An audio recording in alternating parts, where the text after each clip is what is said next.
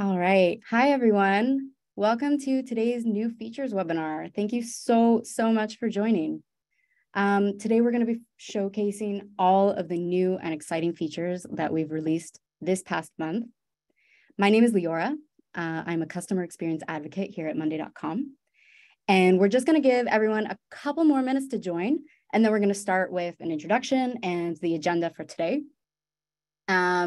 And while we give everyone a moment to settle in, feel free to share in the chat. I see everyone saying hello from Virginia, from UK. Awesome.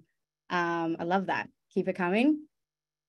You can also feel free to drop in about what industry you're coming from. We'd love to know just a little bit more about who we're working with. Market research, employee benefits, logistics, education, healthcare. Oh, amazing. This is so cool. Thanks, guys. Robotics. Nice. Very cool. Thank you.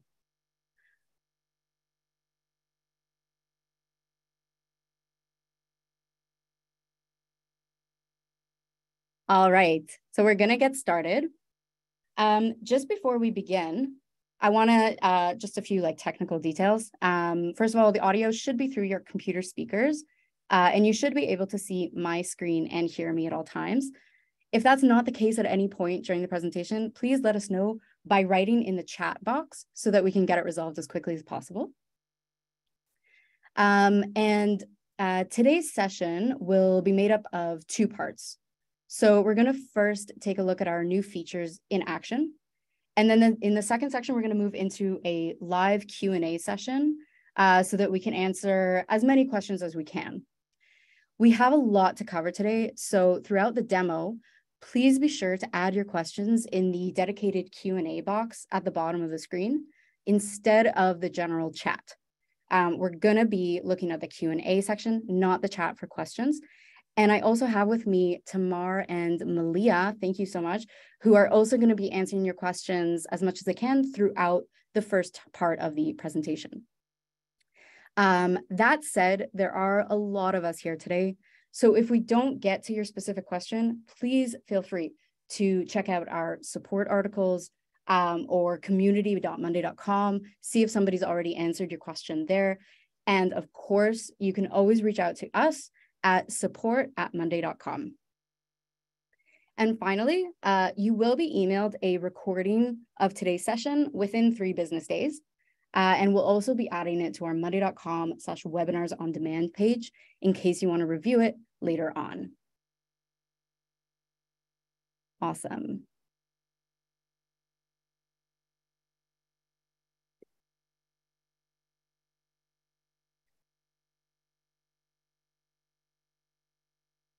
Just one moment. Nope, not thank you. Not yet, at least. Okay, there we go. Sorry about that. So let's take a look at today's agenda. So first, we're going to talk about an update to our linkage, a really great improvement on our deleted linked items. We're going to talk about number preferences improvement, an improvement also about moving items to get a smoother experience. We're going to talk about dependencies, which I'm super excited about, then a doc default templates within our boards. Then we're going to talk about our new trash and archive portal, super exciting, a new enterprise permission option, a few updates about dashboards, and then a few more updates about Android updates. And of course, at the end, we're going to finish with a Q&A. So make sure that you drop your questions in the Q&A section. Okay, I'm going to head over now to my board. We're going to dive in today with the improvements to some of our core board features, starting with an improvement to the Connect Boards column. So in case you're not familiar with the Connect Boards column, I'm just going to add one right here. Oops. Actually, I'm going to go to the working board. I already have it here. I'm connected right now to the repository board here.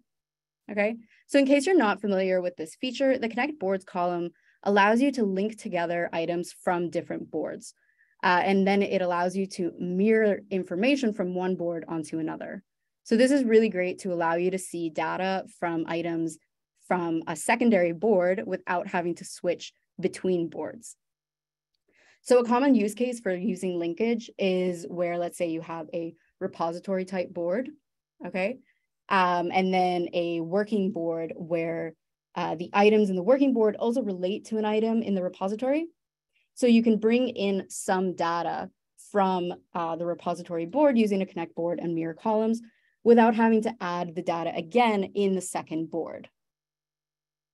This also means that the data only needs to be kept up to date in one place. And if you make a change in one board, it'll be reflected on the other. So it's super useful, especially for more like complex workflows. So let's say I have a working board with client A, B, and C, and I'm just gonna connect items 1, 2, and 3 from my repository board. And as you can see, my mirror column is set up to reflect my statuses. So I can see I'm 2/3 done. Now, it used to be that if you deleted an item from, let's say, the repository board, then you actually wouldn't automatically see it removed from the connections. It wasn't being automatically removed. So from now on, these items are going to be automatically removed, which is awesome because it's going to reduce a lot of confusion and it just makes everything so much more organized. So let's take a look here. I have items 1, 2, and 3 here connected. And if I go here to item 3 and I'm going to delete it, okay, and I go back to my working board, you can see that it's now been deleted. And now, oh, I'm only 50% done. Too bad. Awesome. So the next feature is one that I'm also super excited about because it adds a new and really important level of customization. So I'm going to go over here to my numbers board. So I want to play a little game. If I show you this number, let's try this in the chat. Write out how you would say this number, like spelling it out, how you would say it out loud. Let's see.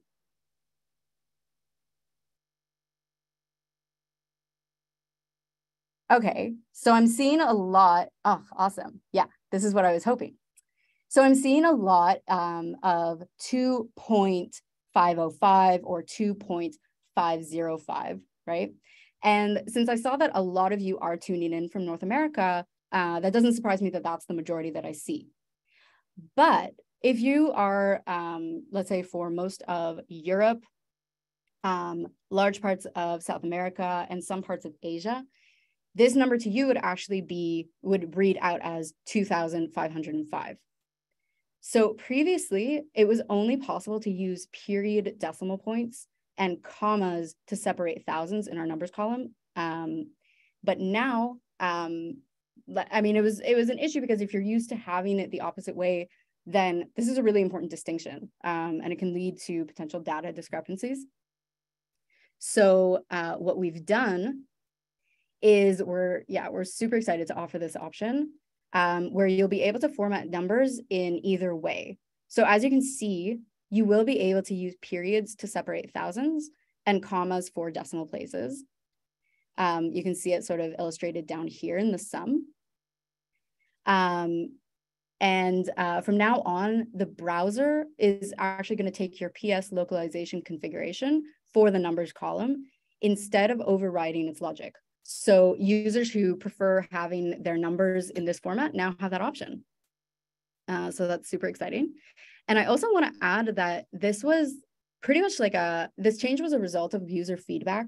And I just really want to say that like we really appreciate when users reach out with this kind of thing. And as you can see, we take it really seriously and we just love getting this type of feedback. So we really encourage it.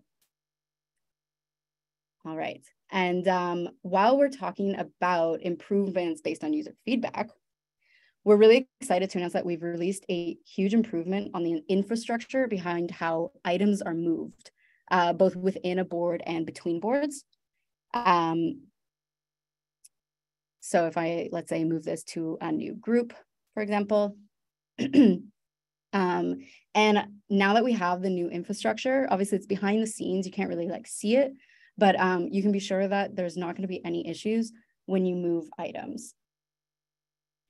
Speaking of new infrastructure, I'm going to go over here to my dependency board. I really love dependencies, so on a personal level, I'm excited to talk about it. And so we have a new dependencies infrastructure.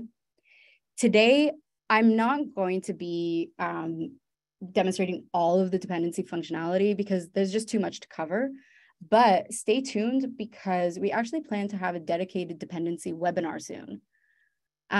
So for those of you who are not aware what dependencies are, this is what allows you to set relationships between different items.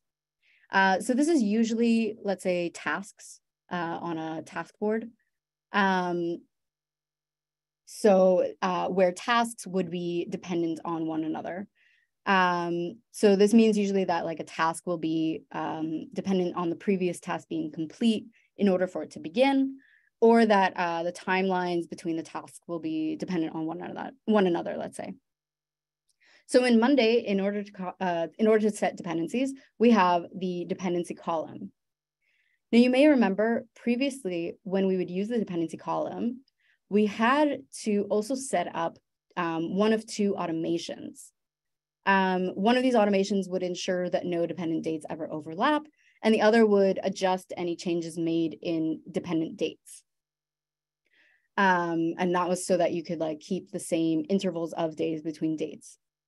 So with the new infrastructure, we've removed the need to set automations, okay? And instead, you have the option in the dependency column itself. If I go to customize dependency column, you have the option to choose between the flexible or strict mode. So what do we mean by flexible and strict mode? The flexible mode, and this is a really great sort of like graphic, it really helps, I think, understand. Flexible mode is used when we want to ensure that there's never going to be any overlap between dependent dates. So it's going to ensure that the next date always starts at least one day after the previous date. This means that you can have gaps between dates, and then only if there is a risk of the dates overlapping will the system then push forward the next dates. Strict mode is perfect for when you want to keep the same intervals or gaps between dates. So for example, if you want there to be a 3-day gap between two items, and this way, any change that you make in any item will affect its dependent items in the same way. So let's look at an example. So I'm going to go first to flexible mode. Just one moment. I'm sorry, guys, I'm having a bit of connection issues. Awesome. So I'm going to go to flexible mode, and I also have to specify which date this is going to be, sorry, which column this is connected to. So I'm connected to the date column. I'm going to click save. And first things first, I'm just going to change around a few dates so that it looks awesome. So you see that I have basically a 2-day gap in between each date. Then I'm going to set the dependencies. So item 2 is going to be dependent on task 2 is going to be dependent on task 1, and task 3 is going to be dependent on task 2. Awesome. So I'm on flexible mode right now. So if I move this one, January 24th to the 25th, I shouldn't see any changes. Awesome. But now if I change it to the 26th, then you're going to see that everything also gets bumped. Well, actually, sorry, just the second one got bumped because now there's a minimum of 1 day between all of the dates. And if I push it even 1 day further, you'll see that everything also changes. Okay. Now let's say I'm going to push these again by a few days. So let's say I do want this 2-day gap in between my dates. So I'm going to go back to the settings, customize, and go back to strict mode. Okay, and now that I'm on the strict mode, if I push this by 1 day, so the 28th, you'll see that everything else also was pushed by 1 day, and I still have that 2-day gap in between my dates. Okay. What I personally love about this new structure is that you can really easily jump between flexible and strict modes. So, if your needs change or if you want to change around your dates, it's super easy now, something that wasn't easy before with the old automations. Like you would have had to delete an automation and then reprogram it and then etc. There are some other really exciting updates on the way for dependencies on Monday, so stay tuned. They're going to be real game changers when it comes to project management, and yeah, it's super, super exciting. All right, so we're going to move on to a Workdoc feature. I'm going to go over here to my doc board. Awesome. So I want to just first go over quickly how this helpful live document is it's just a great tool for collaboration. So I'm going to head over here actually to my template for a second. So Workdocs are a central place for you and your team to collaborate, brainstorm, plan, execute, etc. So not only can we mention, say Michael Scott, let's say to get their input, for example. But one of the main things that set Workdocs apart from other document tools is that you can embed building blocks within your doc. So you can even add like boards or widgets from other areas on your account into the Workdoc. So it just gives another layer of context for your team collaboration. And most importantly, the data inside the blocks from your boards will always be live and up to date. So as some of you know, you can add a standalone Workdoc column now. So if I go to my doc board here, then I can add like this, a Monday doc. Okay. And this month, we're really super excited to show you that you can actually use now Workdoc templates in your boards to even better improve your workflow. So when adding the Workdoc column and creating docs in it, in many cases, we might want to use, say, the same format for the docs for every item. So let's say like, you want them to have the same general structure and the option to fill out one per item. So for example, let's say a marketing brief. So now that I've added the column, if I click here, then I'll open up just a fresh like blank doc. And just for myself, I'm going to use one of these quick starters. Okay, so let's say I'm going to open a marketing brief here.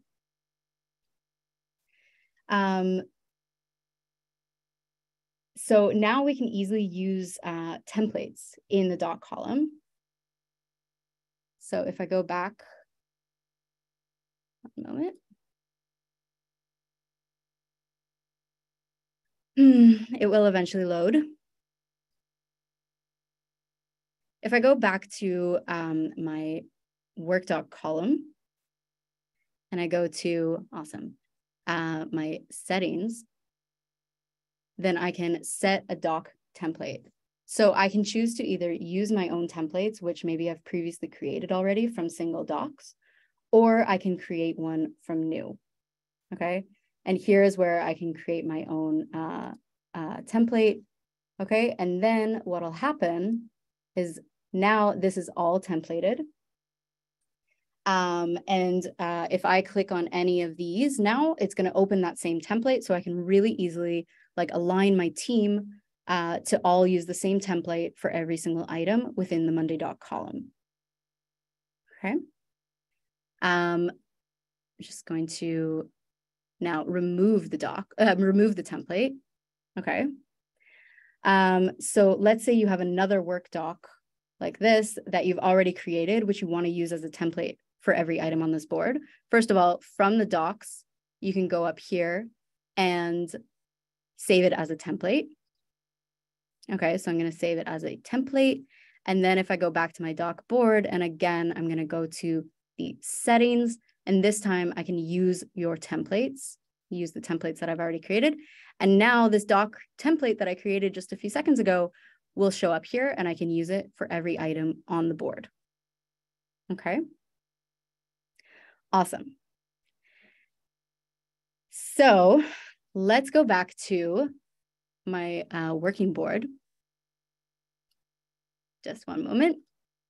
And we're going to talk about something amazing, which is the trash. But seriously, folks, we have released a huge improvement to the trash and the archive section. That is, it's going to improve the user experience and increase clarity of where to find deleted and archived items. So for those of you who are not familiar with this feature, this is how to keep your boards and your account tidy. So archiving allows you to remove any component from site. So that could be an entire board, it could be a dashboard, a doc, a column, a group or item or sub-item, etc. But archiving it instead of deleting it. So it will just sit in the archive and then you can always restore it at any time. The trash or recycle bin, however, is when you don't want to delete is when you do want to delete the component. And in this case, it'll sit in the recycle bin for 30 days, after which it will be deleted forever. So previously, there were two archives and trash. One that you could access up here from each individual board, right? Actually, I don't want to give any spoilers. And then there was one that you could access from your avatar down here. So the board archive was for items like specifically from this board. And then the account was for like whole boards that were archived. Also, you couldn't easily like toggle between the trash and the archive sections. It wasn't so user-friendly. Even though really there are a lot of cases where you want to be able to easily look through both. So basically, we have totally revamped the archive and trash. And we've made it one single portal for your whole account. So it means that you can access the trash and archive from the same section. Whether you go up here through your board, there it is. I'm going to open up the portal. Whether you access it from up here on your board or down through your avatar, it's going to open the same section, and you're going to be able to easily go through and see everything all together. And if you spotted the ability to filter, then you guessed it. We're now able to filter within the Trash or Archive Center. And the filtering options allow you to filter by like the type of component that was archived, whether it was an item or a group or a board, etc. And also the time range during which it was archived or which board it belonged to. So yeah, I never knew trash could be so exciting, but here we are. And on that note, let's just take a 1-minute break. So I'm going to grab some water and we can stretch our legs, and we'll be back with a few more features.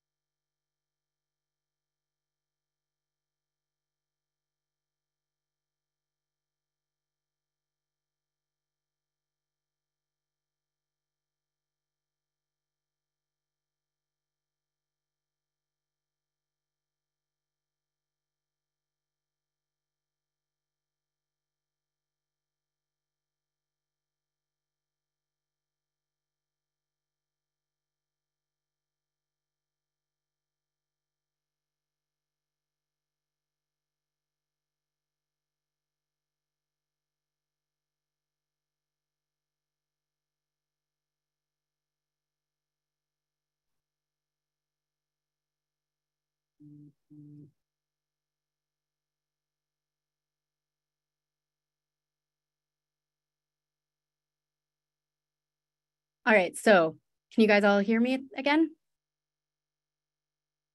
Yeah, awesome. Okay, so let's get started again. So we're gonna move on now to our next feature, which is all to do with our dashboards. So as we know, dashboards are amazing for reporting on data from either single or multiple boards. And with our new improvements, they are getting cleaner and faster as well. So on a dashboard, we know that we can add a whole range of widgets here, which can display our board's information in all sorts of different ways. Now, though, for situations in which we have only one widget to display, we actually have a new option to create a single widget view. So, for example, we can see in this specific situation, we only have one widget to display, the chart widget. So we can go here to the settings and we can select dock this widget. And as you can see, it now fills up the entire screen so that you can see the full screen of the widget. And you can do the same in a single like widget view.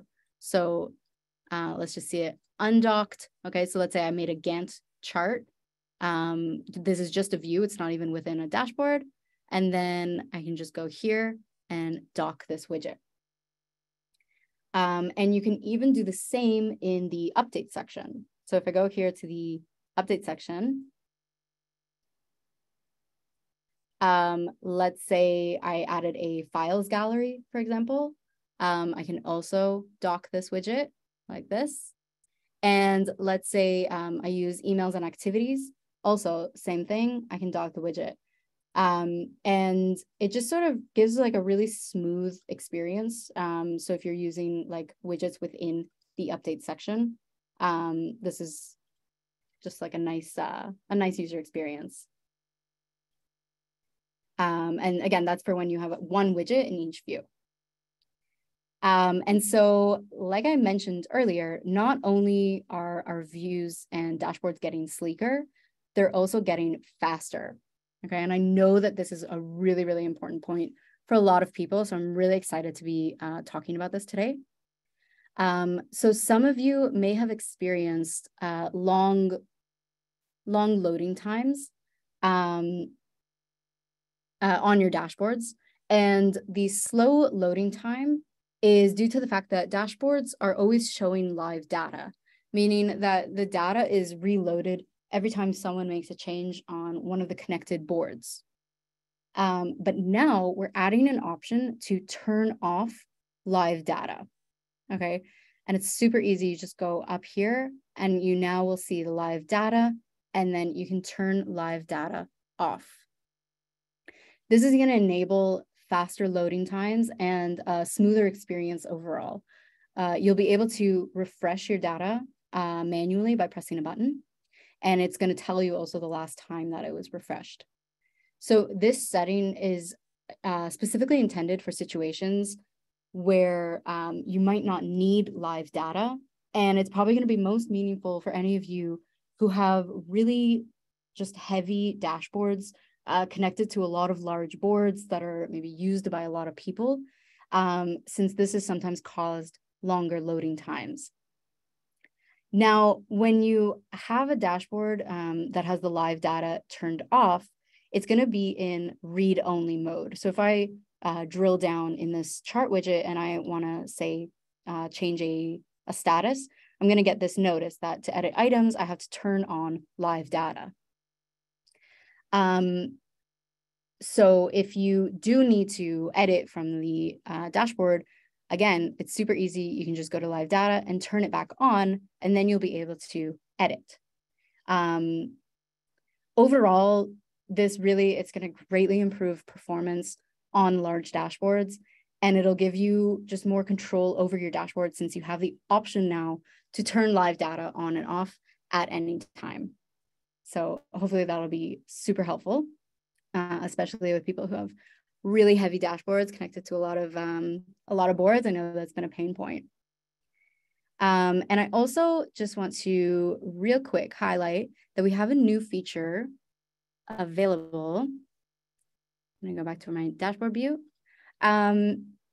This is a new feature available for enterprise plans that's going to allow the admin of the account to turn off the ability to delete or edit updates once they've been posted. So this feature, once activated, will disable the option to delete and edit updates, replies to updates, doc comments, comments on assets and updates in the status column. So this is especially relevant for accounts who need to adhere to compliance regulations and need to prevent users from deleting comments after they've been posted.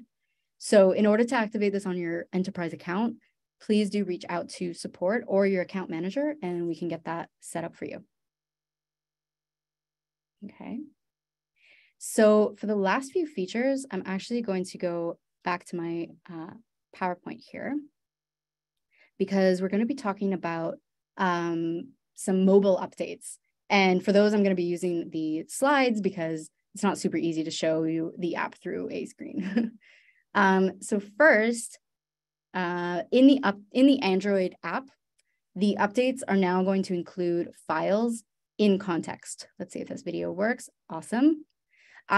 So what does that mean? Previously, images or files that were added with updates, they would all appear at the top, regardless of their position with the updates text. But now we've released an improvement which will enable clearer distinction and context of the files within the updates. So let's just see that again. It's really awesome. You'll see it within the update in context. So instead of them, appearing at the top. Okay. The second Android update I want to discuss is that we've released a huge improvement on viewing PDFs within the app. So for anyone who's using PDFs and the app, this is going to be a big game changer. With this new feature, you'll be able to, first of all, show your PDF in a dedicated viewer within the app. You'll be able to show previews of the PDFs so that you can decide whether to access them or open them or not. And it'll enable users to download and share the PDF file directly from the app as well. And last but not least, the last feature that I want to talk about is that comments on docs will now appear in the update section with context. So previously on mobile, if you would comment on a specific text within a doc, that comment would appear on the mobile app as regular updates to the item without any of the context included. Like here, it's showing me that I specifically commented on this part of the doc.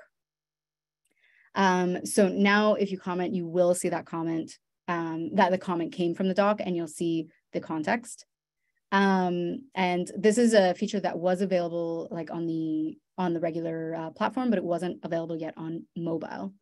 And yeah, these are all just more examples of how our team is really just constantly working to add new features to the mobile app so that eventually there'll be no gap at all between what you can do on your computer versus what you can do on your phone.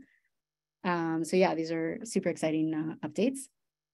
And with that, we've concluded the presentation part of our session. Thank you so much for sticking with me until now. And we're going to be moving into the Q&A shortly. We're going to take a 3-minute break to grab some water. You can stretch your legs and be sure to add your questions in the Q&A section. Tamar, Malia, and myself, we're going to be quickly looking through the questions. We're going to try to collect a few to answer in the time that we have. But of course, I want to stress that if we don't get to your question, you can always send it to us at support@monday.com. So yeah, we'll see you back here in just a few minutes.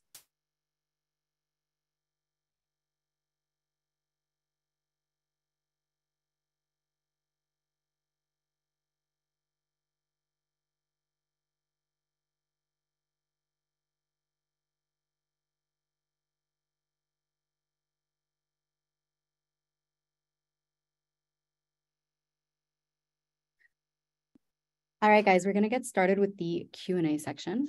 To do that, I'm actually going to go back to my board because I'm probably going to end up demonstrating a few of these. Okay, I'm going to go back to my working board. Awesome. So the first question comes from Ilana. What do you mean that you comment within a doc and then you can see what you commented on? So that's a great question. So to demonstrate that, I'm going to go to my doc template here that I've created. So we can comment in general on a doc, just like that. And this is going to show up on the right-hand side, and you'll see like all the general comments like that. But we also have the option to, I'm just going to write something here, to highlight like this. And then we can add a comment so that the comment is actually directly on that part, and then you'll get an indication. And then also if you're using this like in a board, then you'll get it as an update, and it'll look very similar to what I showed with the mobile update, where you are able to see like the comment in context. So you'll be able to see like I commented specifically on example doc and then my comment. Okay. And then another question came from Susan about the Workdocs. And Susan is asking why even use a Workdoc instead of a board? And I really love this question because it's like I myself had this question. I sort of didn't understand at first, like, why would you even really want to work with a Workdoc instead of like you have your whole board already? And I actually do think that the fact that we can have these doc templates now, from the Monday doc column, I think actually that really sort of solidified for me why Workdocs are so great, because you can really align your team on a whole board, and then make a template. So, for example, when ourselves at Monday, when we have a new feature webinar or new features to release, there's a doc for every single new feature with a template that says, the target audience, the planned release date, the summary of the new features, which really, it makes more sense to put it in a doc instead of trying to get it all into columns. So yeah, I really think that actually the doc column and the templates are, for me at least, have like changed my opinion sort of Workdocs. So I'm excited about that. All right, so we have a lot of questions about dependencies, and I love that because I love dependencies. So for example, one question comes from Stuart, and he's asking, will you be introducing new dependency types? And he stressed this is so important for our workflow. And the answer is yes. Again, like I said, we can't go into all the details of dependencies, also because they haven't yet been released, but they will be released very soon.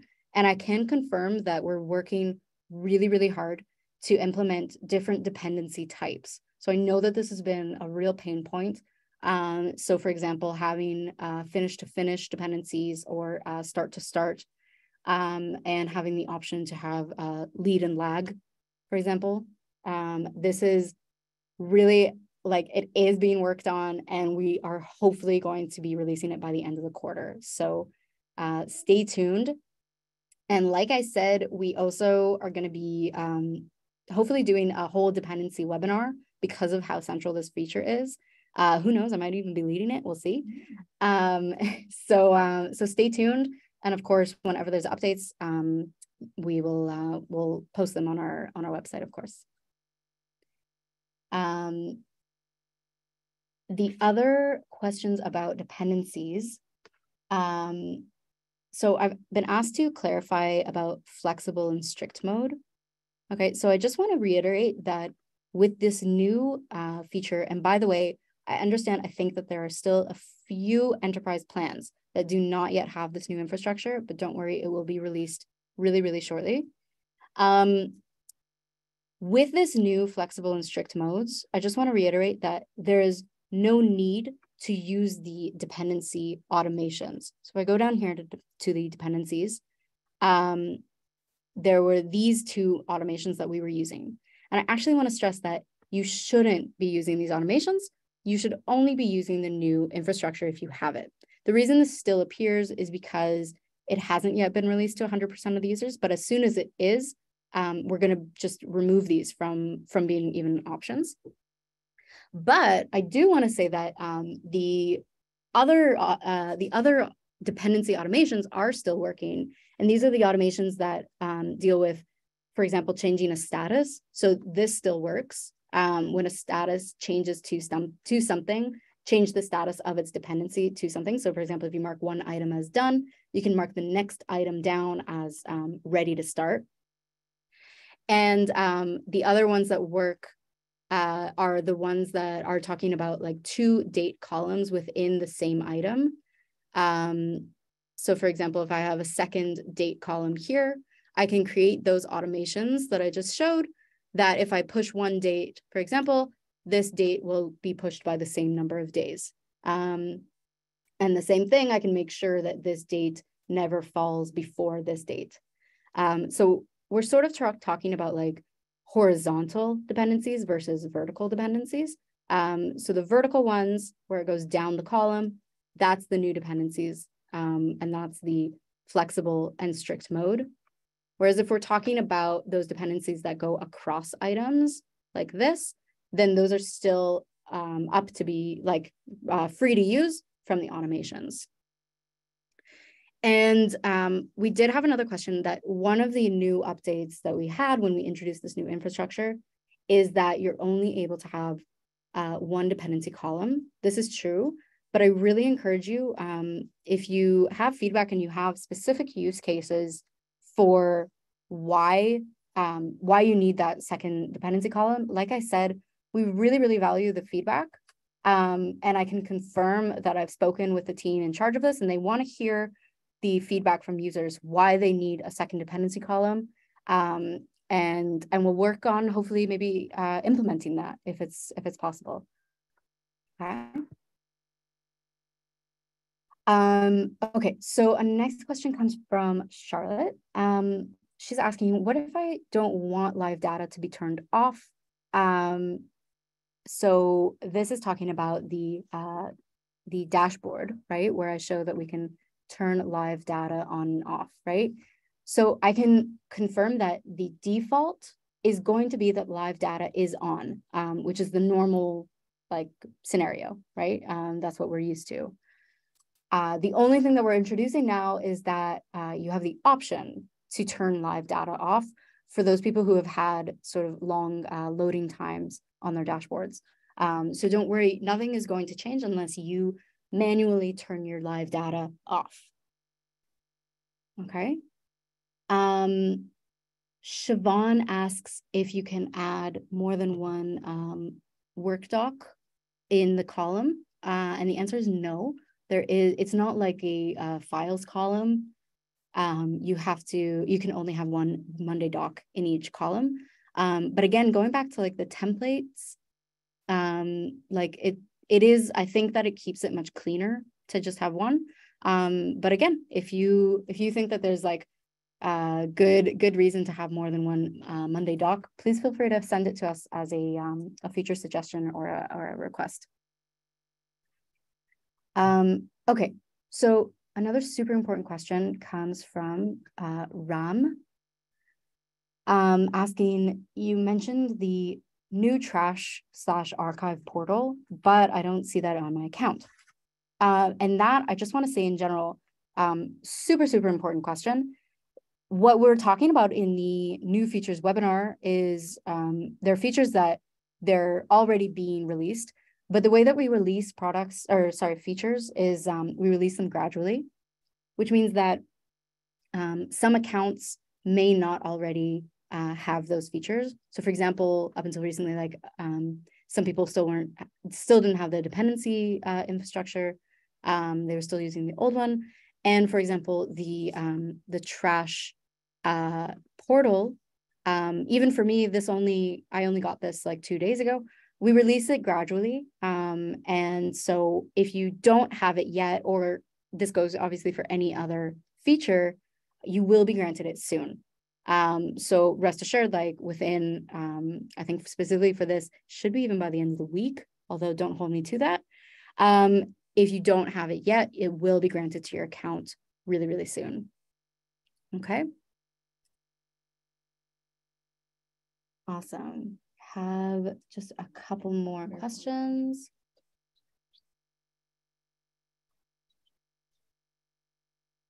Okay, there's a question. Is there a way to use mirrors between two boards that have different subscribers?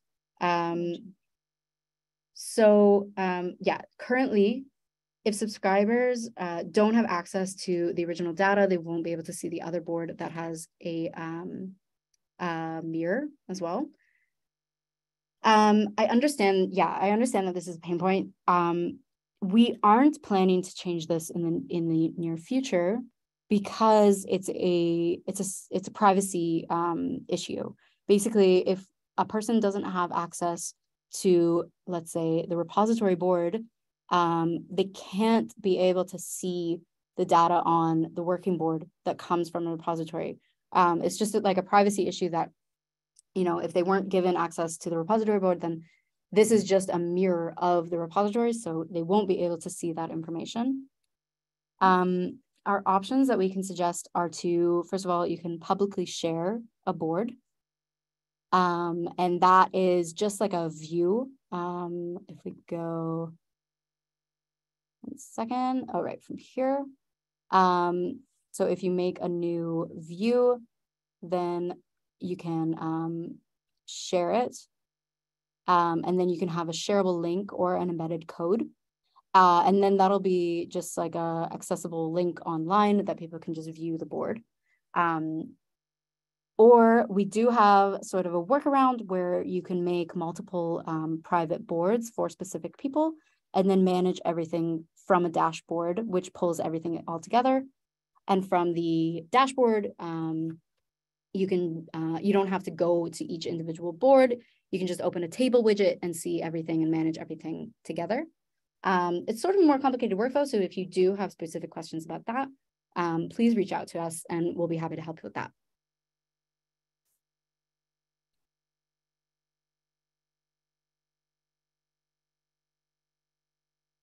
Okay, and the last question from Kathy, do all the details, including the activity log, stay with the items when they're archived? And the answer is yes, because the items can always just be restored at any time, and they'll be restored with all of the same details. So it will be restored with all the activity log and everything like that.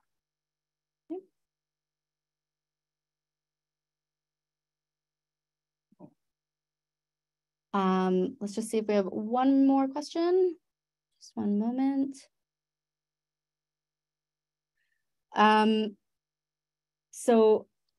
Question, is there a way to change the order in which items are displayed in a Gantt chart? Let's see. Where did I have the Gantt chart? My dashboard, right.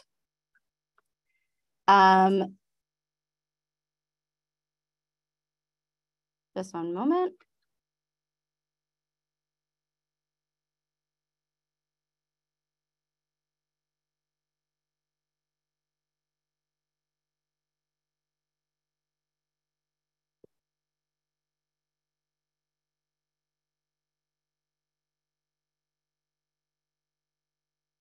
Okay, so let's add a Gantt. We'll go to the settings.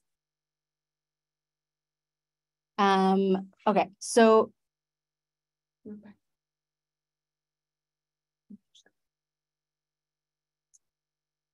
you can group by different like items, so group by person or group by board, but you cannot change the order of the groups.